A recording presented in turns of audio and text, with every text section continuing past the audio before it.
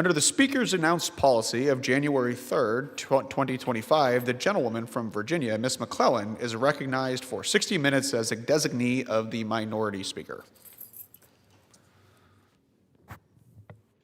Thank you, Mr. Speaker. I ask unanimous consent that all members have 5 legislative days to revise and extend their remarks and include any extraneous material on the subject of this special order. Without objection.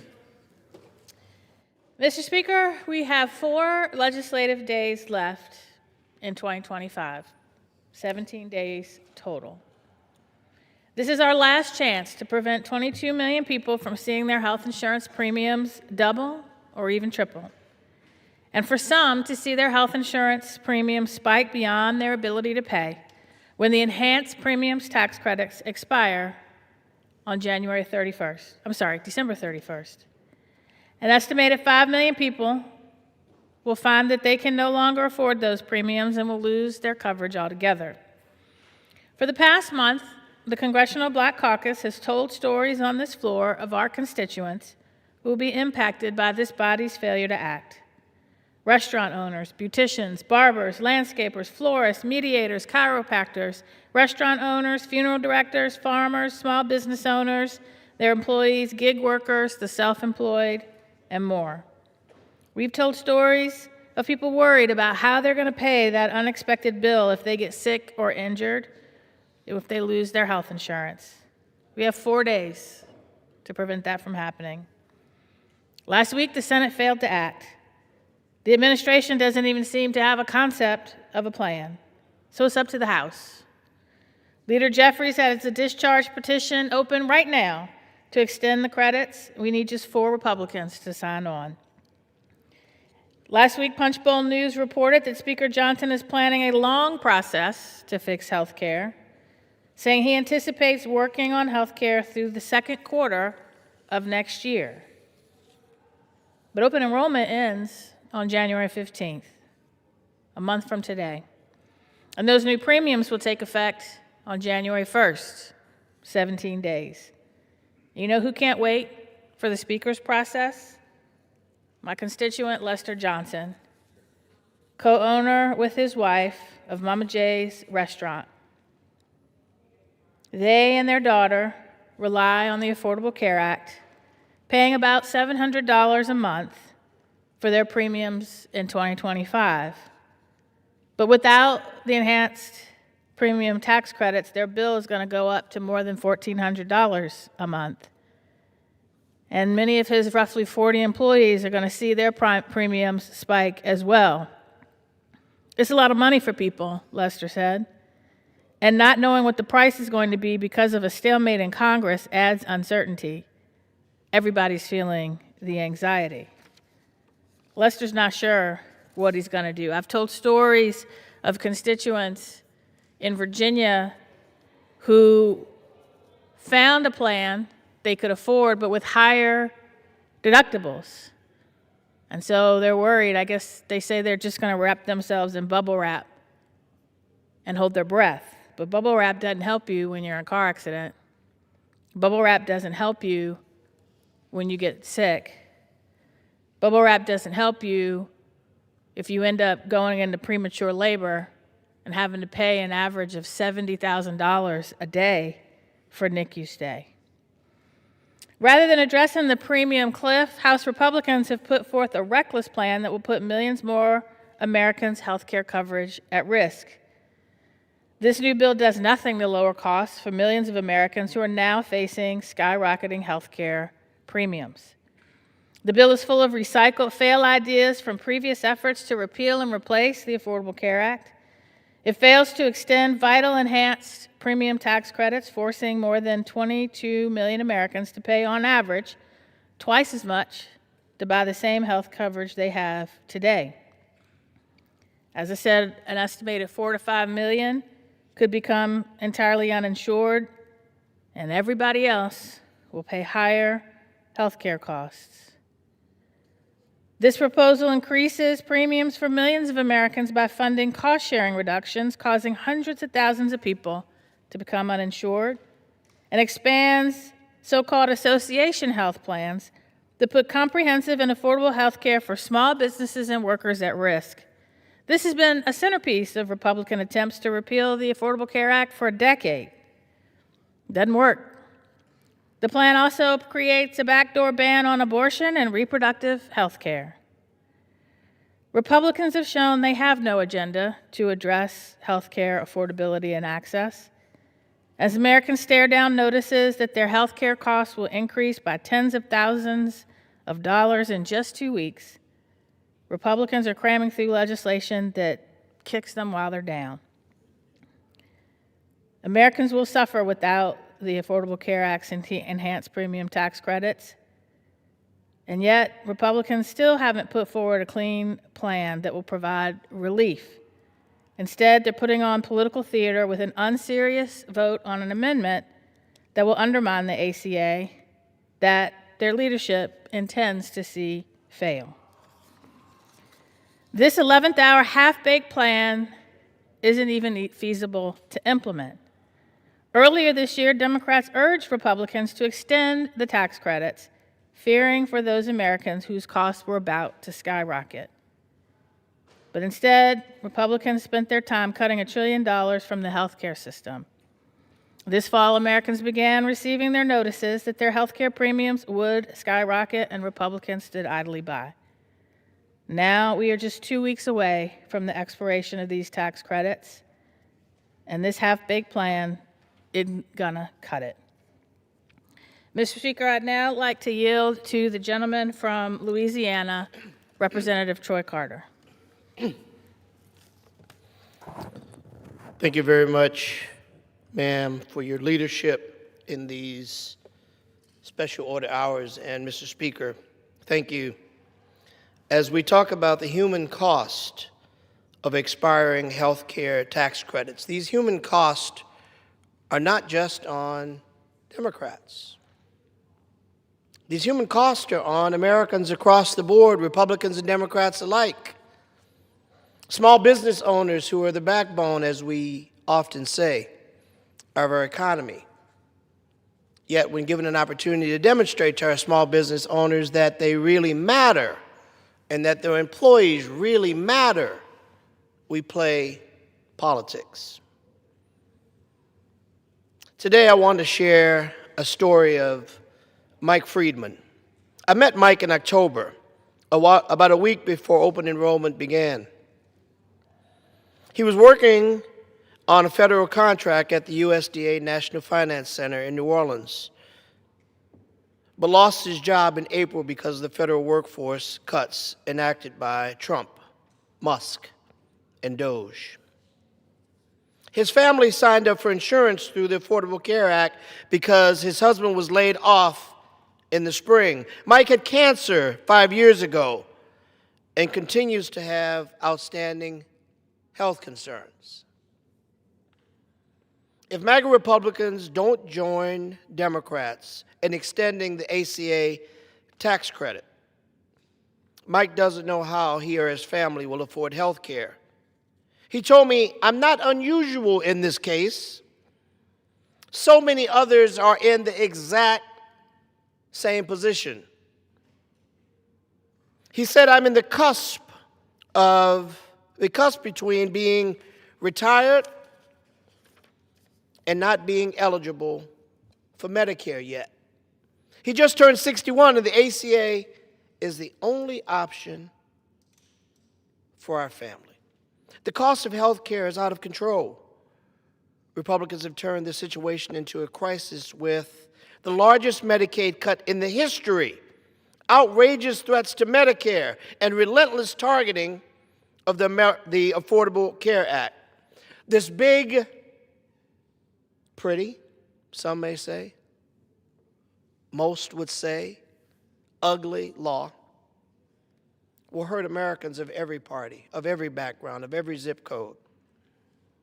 For 43 days, the Congressional Black Caucus stood firm to protect America's health care and lower health care costs for people like Mike and so many others that will remain nameless and faceless because they don't always have a voice or a platform for which to plead their case. And that's why we're here. For those who may not have a voice, may not have a platform, may not have a lobby, may not have a group to fight for them. We are fighting for them every single day, regardless of their name, background, even party. Because when we're elected to Congress, we're not elected to only represent those that are in our party, but to represent the American people. This health care crisis is an affront to the American people. And I implore my colleagues on the other side of the aisle to do the right thing. Do the right thing. Step up, stand out, fight against injustice, inequality, wherever you find it. Demonstrate that our small business people, our people living with disabilities, our veterans, our working people who go to work every single day, they make just a little bit too much money to access Medicaid, but not enough money to pay for their health care. Republicans' failure to extend the ACA tax credits will hurt Louisianians and Americans across this country. It allows premiums to skyrocket for tens of millions of Americans by an average of 114%, and takes away coverage from around 4 million people. That's unacceptable by every front. Any way you slice it, it's unacceptable. We are the richest country in the nation, in the world. This nation has more than anyone else in the entire world. No one should go to bed hungry. No one should be without a home. No one should fear being sick because they can't access health care. Not in America. This is not a partisan issue, my friends. There are a lot of things that we can be partisan about. This isn't one. We only have a few days left to get this right. Let's not let the American people be the sacrificial lamb over some undisputed political battle among parties. Let's not let a person in the White House who seems to care about everything but the American people dictate or drive our actions. We're bigger, we're better. I know you personally. Find the courage to do the right thing. Stand up for the nearly 4 million people who will find themselves without health care. The Congressional Black Caucus is here, and we're not giving up this fight.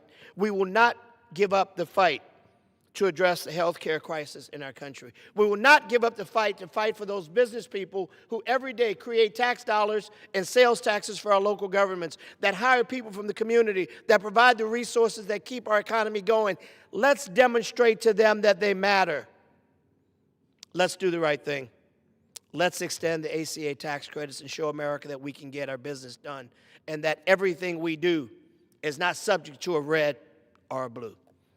Mr. Speaker, I yield. Thank you, Mr. Carter. Mr. Speaker, I wasn't here when the Affordable Care Act was passed. I was in the state legislature in Virginia. It was after I had become a mother. It was while I was part of the sandwich generation, trying to raise 2 children and deal with elderly parents nearing the end of their lives.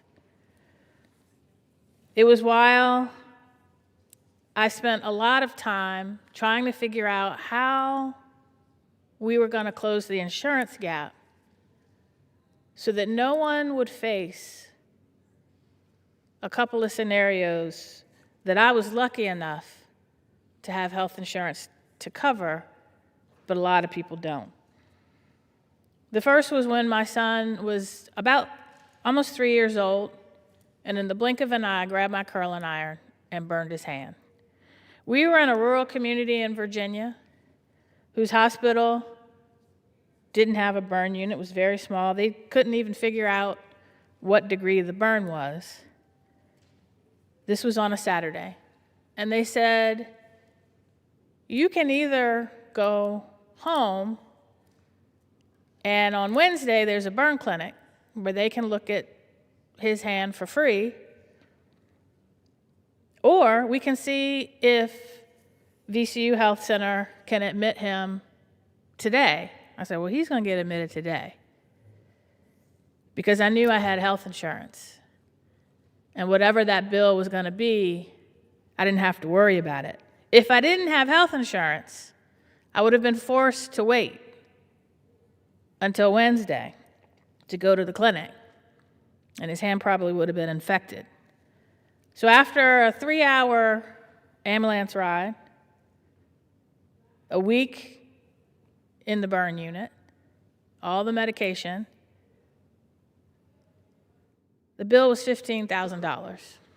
In the blink of an eye, my son's injury cost $15,000. But I was lucky because I had health insurance. So I only had to pay $1,000. I was lucky I had the ability to pay that. At the time, we were trying to figure out, should Virginia expand Medicaid to help people who can't afford health insurance get it. And we were able to expand it on a bipartisan basis because in our rural areas, they understood Medicaid expansion was critical to keeping their hospitals open. And over 300,000 Virginians got health insurance because of that. Now, those 300,000 Virginians face the prospect of losing their health insurance because of actions Congress took in July with the largest Medicaid cut in American history. In our rural areas, 6 hospitals in Virginia are at risk of closing because of those Medicaid cuts. One in my district that's a healthcare safety net, that the closest hospital, if they close, is over an hour away. We also created our own state-based healthcare exchange, and 573,000 Virginians signed up.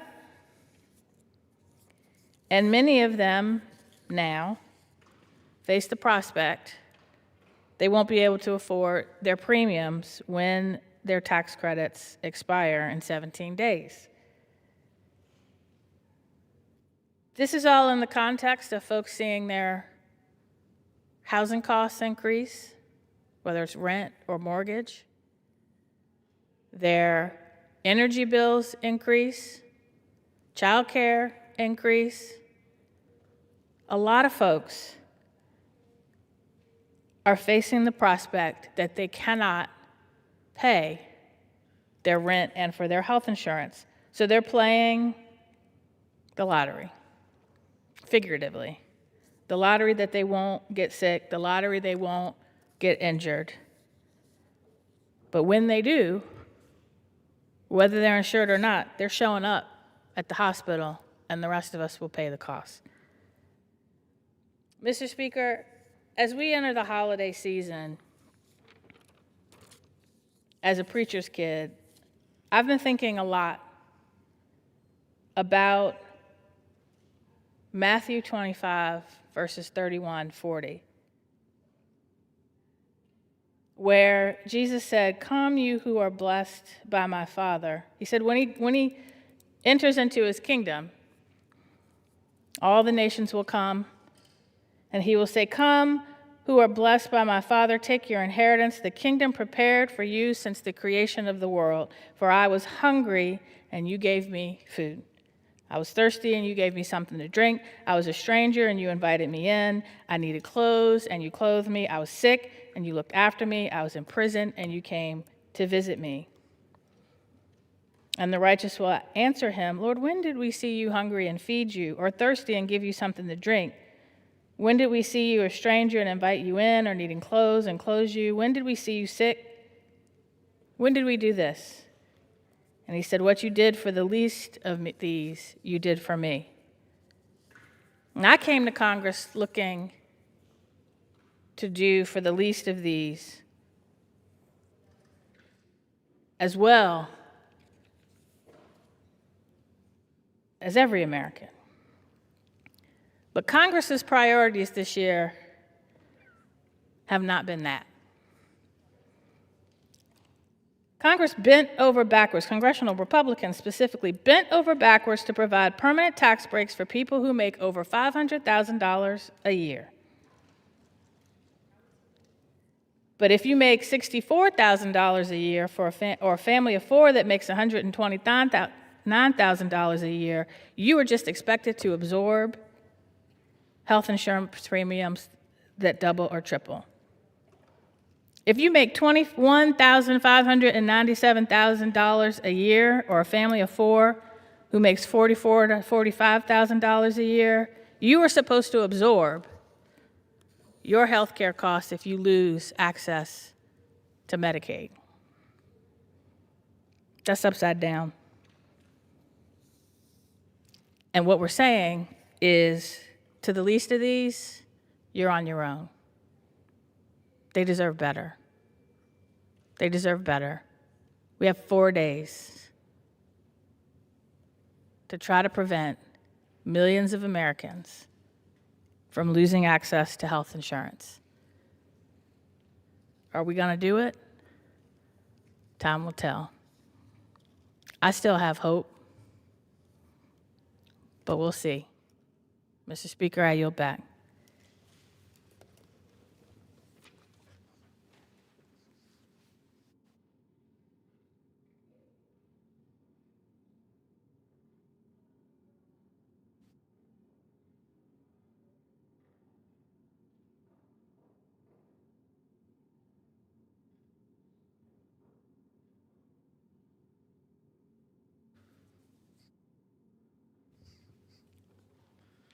Under the Speaker's announced policy of January 3rd, 2025, the Chair recognizes the gentlewoman from Connecticut, Ms. Hayes, for 30 minutes.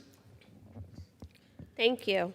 Mr. Speaker, I ask unanimous consent that all members may have 5 legislative days to revise and extend their remarks and include extraneous materials on the subject of the special order. Without objection. Thank you. I rise today as a member of the Committee on Education and the Workforce, as a teacher and a parent, to lead the special order hour on the systemic dismantling of the Department of Education. From the beginning of the Trump administration and the Trump administration and Secretary Linda McMahon have been ruthless in attacking the department that is dedicated to ensuring equal access to quality education, promoting student achievement, preparing students for global competitiveness, administering federal funds, enforcing civil rights, collecting data, conducting research, and supporting educational programs from early childhood to higher education. On March 11th, the Department of Education initiated a reduction in force affecting nearly 50% of its workforce. Only 2,200 employees of the 4,000 employees that used to work at the department remain, to protect the civil rights of students, to support students from low-income backgrounds, to develop and prepare educators, and to provide resources for English language learners. President Trump also signed an executive order directing the Secretary of Education to facilitate the closure of the Department of Education. This action by the President is illegal. The Department of Education was created by an act of Congress, and only Congress has the authority to close that agency or any other federal agency it creates. Yet, the executive order was one of many attacks by the President to collapse federal agencies and end necessary services to the American people. Last month, the Department of Education announced 6 new interagency agreements to shift the day-to-day functions to 4 other agencies. This, I have to say, is one of the most devastating actions yet. This agreement sends the American Indian and Tribal Colleges to the Department of Interior. It sends TRIO programs to the Department of Labor. It sends the Child Care Access Parents and Schools programs to the Department of Health and Human Services, and International Education and Foreign Language Studies to the Department of States. These departments do not have the expertise or the appropriate staff to administer these programs, and our students will eventually suffer. Since its creation in 1979, the Department of Education has been committed to ensuring high-quality education for the 49 million children who attend public schools across the country.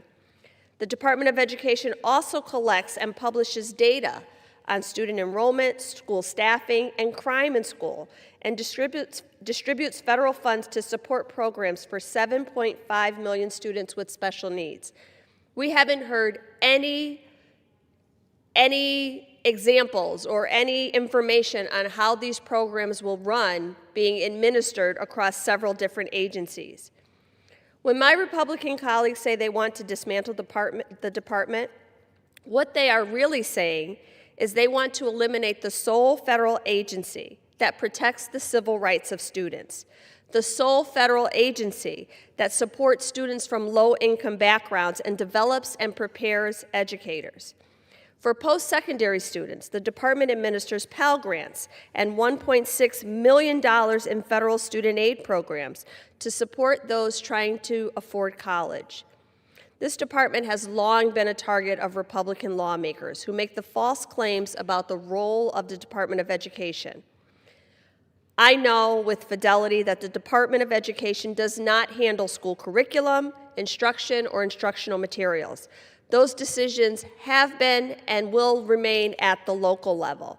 But what the department does is support Title I districts and low-income communities that rely on federal funding. Abolishing the Department of Education would place the burden for continuing vital services onto states and local communities, who would either be forced to cut programs or raise their local taxes. Every student deserves access to a free and appropriate public education. As a teacher serving in Congress, this issue is deeply personal to me. I introduced the Department of Education Protection Act to shield the Department of Education from efforts by the Trump administration to dismantle the agency without the consent of Congress. Specifically, my legislation would prohibit the use of appropriated funds to decentralize, reduce staffing levels, or alter the responsibilities, structure, authority, or functionality of the Department of Education. If this administration wants to make a proposal that the Department of Education should be abolished, they must come before Congress and lay out a plan for how that looks, how it will work, and how it will impact students and families. I'll continue to advocate for the Department of Education to work to find common sense solutions to address education issues, not just tear it down with no plan to support students. And now, I'd like to yield. How much time do you need? 5 minutes to my colleague from Virginia, Ms. McClellan.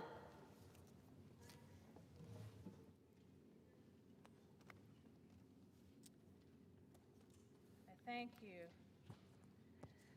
Mr. Speaker, education is personal to my family. In the 1880s, my great-grandfather founded a school in a rural community because the state of Alabama did not think it important to educate black children. As he explained in his autobiography, he wanted to teach the children whose parents and grandparents had been enslaved on the plantations nearby to be of better service to themselves, to their employers, and to the community in which they lived. In the 1930s, my father and his sisters attended that school because the state of Tennessee didn't provide a good education to black children. And like his father and grandfather, my dad became an educator himself, ultimately teaching the next generation of educators at Virginia State University, which I now represent in Congress. In the 1950s, my mother moved away from her hometown because the state of Mississippi did not provide a good education to black children. The only school that did was run by the Catholic Church, but only to the 8th grade. The third youngest of 14 children, she wanted more than the domestic and laborer jobs available to her grandparents, her parents, her brothers, and her sister. So she moved to high school. She moved to go to high school, ultimately becoming an educator herself, running the federally funded TRIO programs at Virginia State, which are run by the Department of Education to ensure that children like her had the support they needed to go to and graduate college. My parents saw firsthand how important a good education is to individual opportunity and a thriving, healthy economy, community, and democracy. And they dedicated their lives to ensuring not only that their children had a good education, but every child. Not every child is so lucky.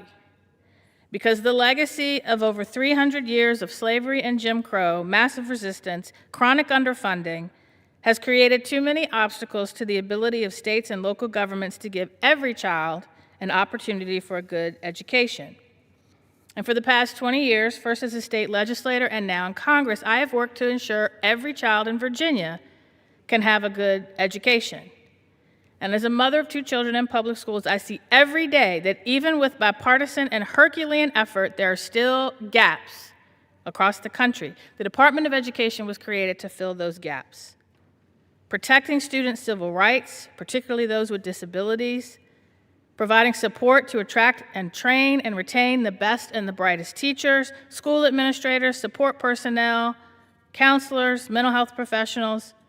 The department measures and tracks academic progress across the country, helps school divisions that lag behind address areas of concern, manages student loan and grant programs that ensure children without financial means to go to college can do so without incurring more debt than they can ever pay off.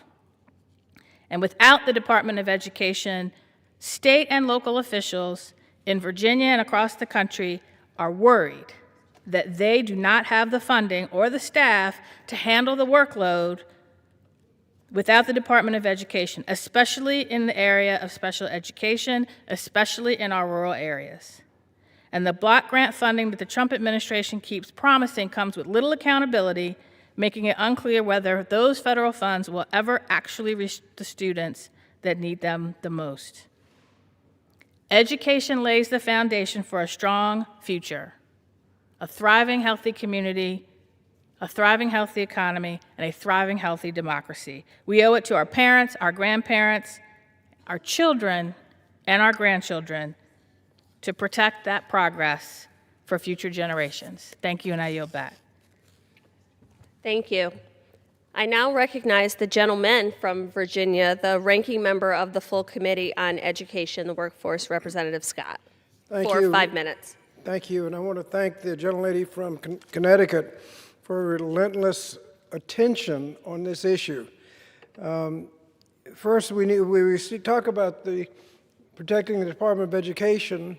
I think we have to first, when they talk about dismantling the Department of Education, they keep saying they're going to return education to the states. Education never left the states. It's always been with the states. What the Department of Education has done has been civil rights.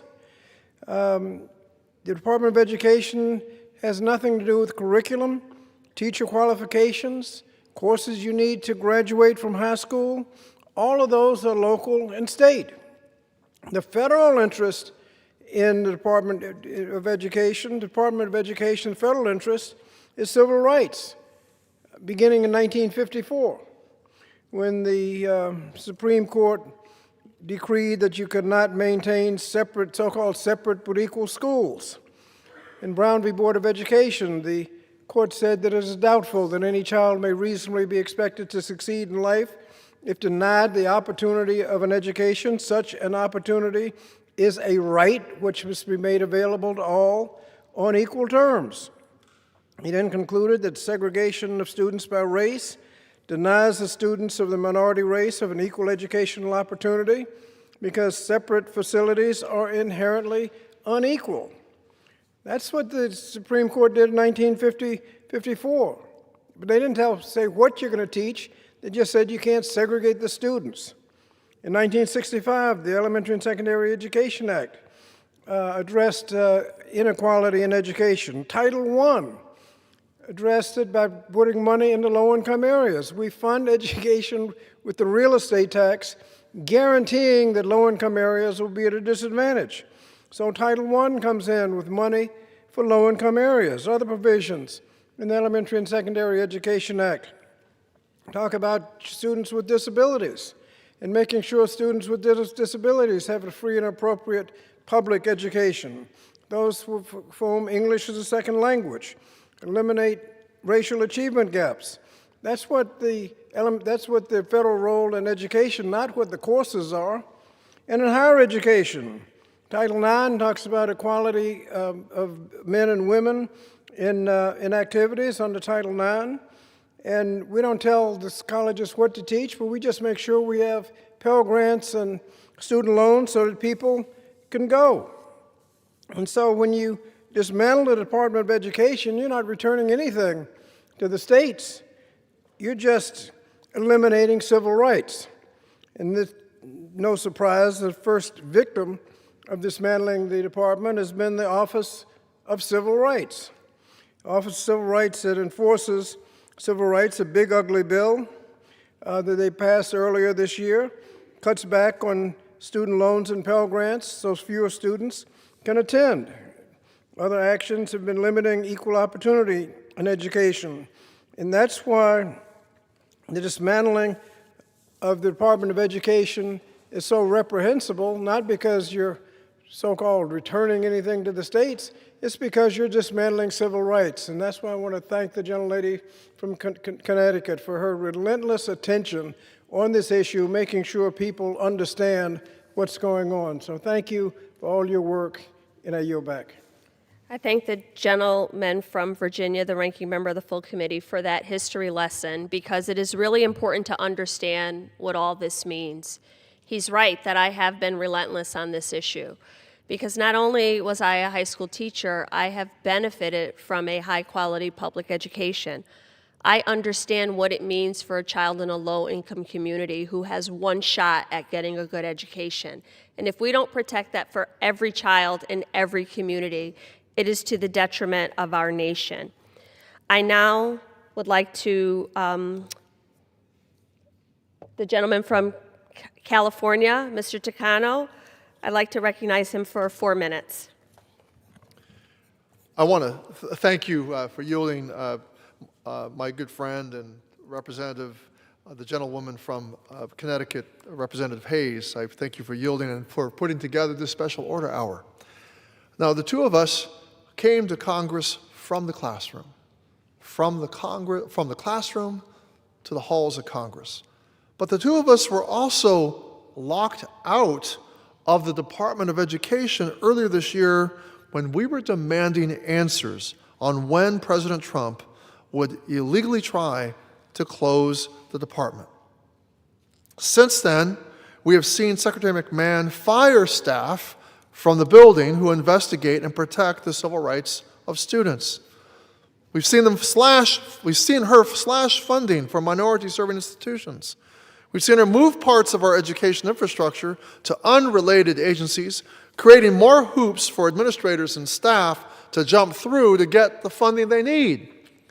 Last week, the Department of Education announced they are moving to end the SAVE program, which some 7 million student loan borrowers rely on to have affordable repayment plans on their student loans. Grocery prices are up, utilities are up, healthcare is about to jump for millions, and now some student loan borrowers will have to find money to pay their student loans. The math simply won't work for millions of Americans and for these students who need to pay off their loans.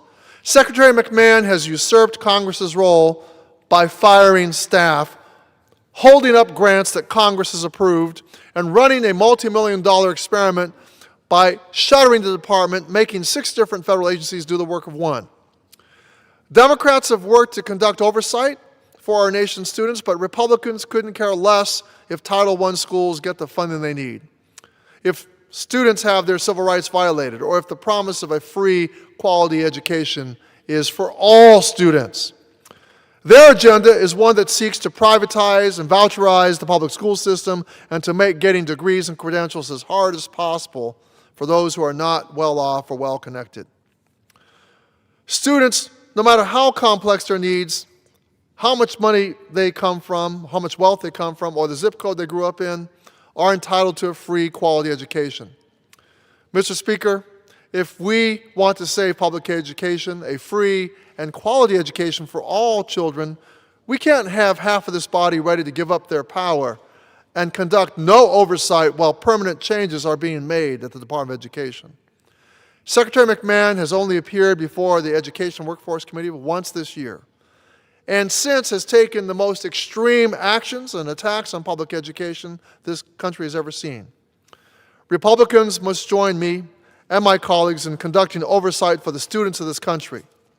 We are living in a time when more and more Americans don't feel like the American dream is in reach. I'm pleading with Republicans to join me, to join us in giving hope to Americans that the promise of a quality education is still alive for every child. We cannot delay or wait until harm is brought to any school district or teacher or student. This must end. The mission of the department must continue. And as far as I'm concerned, as far as the Democratic Caucus is concerned, the mission of this department will continue. Thank you, and I yield back. I thank the gentleman from California and just want to comment that you are exactly right. If this administration or Secretary McMahon have a different vision for the Department of Education, then they need to come before Congress and lay that out. We need to have hearings. That needs to be done in the light of day for the public to truly understand how this will impact their children. I'd like to now yield 4 minutes to the gentlelady from Oregon, Representative Bonamici. Well, thank you very much, Representative Hayes, for organizing the special order hour, but also for your leadership. We are so fortunate to have Representative Hayes on the Committee on Education and Workforce, National Teacher of the Year, and I just want to say what an honor it is to serve with you.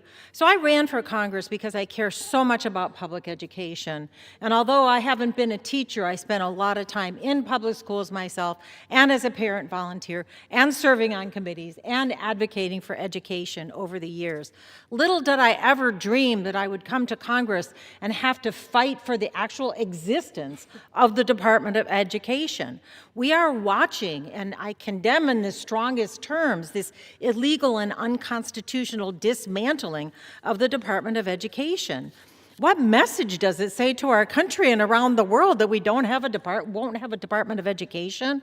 We're going to fight this because we know that the Department of Education was created by an act of Congress and only Congress could eliminate it. And we look at what's happening with all of these programs, the programs that help low-income students, students with disabilities, higher ed. I got through community college and law school because I had federal support.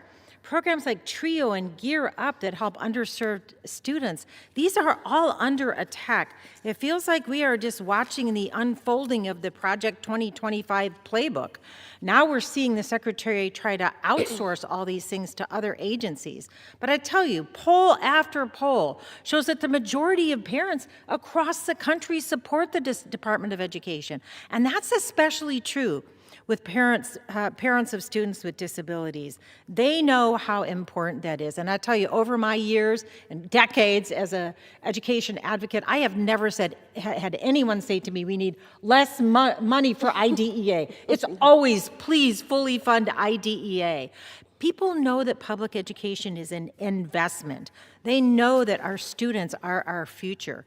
And yet we're seeing a Congress here where our colleagues, Representative Hayes, found $170 billion with the B, $170 billion to give to the Department of Homeland Security to carry out an inhumane mass deportation agenda. Imagine if we had $170 billion to carry out a mass education agenda.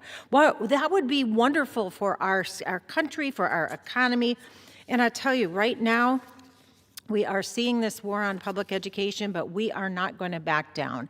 And I think about and I know Ranking Member Scott talked about the civil rights obligations of the Department of Education. And we know that a lot of the education laws were signed by President Johnson in the civil rights era to expand opportunities, to close opportunity gaps. Right now, there are approximately 25,000 pending civil rights complaints at the Office for Civil Rights, which has been gutted. 7 of the 12 regional offices were closed. 90% of the Office of Civil Rights employees have been issued termination notices. Now the department is trying to call some of them back because they can't handle the backlog. That's government inefficiency, not government efficiency. And look at the interagency agreements where they're trying to outsource all of these programs to other agencies that don't have the staff, don't have the expertise, and Congress didn't approve it. So I am here with you today, Representative Hayes, to say we need the Department of Education. The Republican majority cannot abolish that. The Trump administration cannot abolish the Department of Education without congressional aid. And I wanted to ask Representative Hayes, we've had some conversations, you and I, when we hear people say, well, we have to close down the Department of Education because students aren't doing as well now, ever since the Department of Education existed. If you'll engage in a brief colloquy with me, and let's talk about why that's erroneous, an erroneous assumption. I will.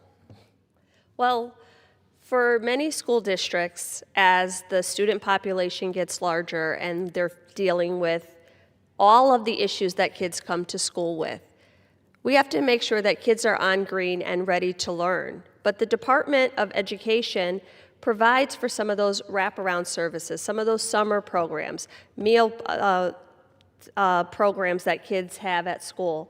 These are all of the things that help kids to learn. We have to make sure that we fill the gap from decades of disinvestment. We can't just never have schools adequately resourced and expect different results, never have teachers properly prepared and expect different results. We need to, as a nation, make educating our children a priority, which has not happened. Absolutely. So in many districts, they're always struggling just to catch up. And in Title I low-income districts, they're always at a disadvantage. So the answer is not to disinvest. We need to figure out what is working and amplify those programs. And if there are places where we can become more efficient, then we address those things. Well, that's why we have federal education research, which they're also trying to cut.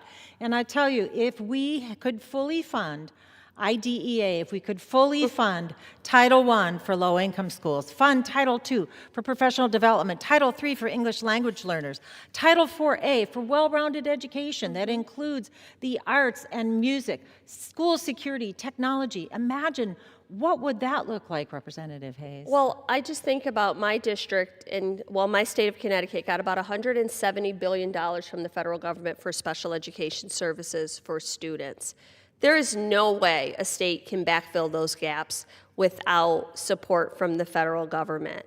When communities start to look at the programs that they will have to cut because they lack funding and understand what those supports mean, I think we'll see an uproar from parents, from educators, from elected officials, from leaders around the country, because our children are the ones who will suffer. And I think what is most egregious is that this is all happening, to your point, against the background of increasing defense budgets, against the background of cutting health care and nutrition assistance programs for families. So while all of the programs that are meant to support the most vulnerable people are stripped and cut, tax breaks to the wealthiest individuals, and even more than the Department of Defense asked for is allocated. At some point, we have to prioritize the education of our children. Absolutely. Kids can't learn if they're hungry. Hungry kids don't learn. If they're homeless or if they're sick. So those programs really matter too. I just want to thank you again, Representative Hayes, for leading this. We must protect the Department of Education. It is the future for our children. More than 90% of the students in this country attend public schools. It is a good investment, and that's true from early childhood through the K-12 system and higher education as well. And I thank you very much. I'm with you in the fight, and I yield back. Thank you. I'd like to inquire how much time I have. The gentlewoman has 2 minutes remaining.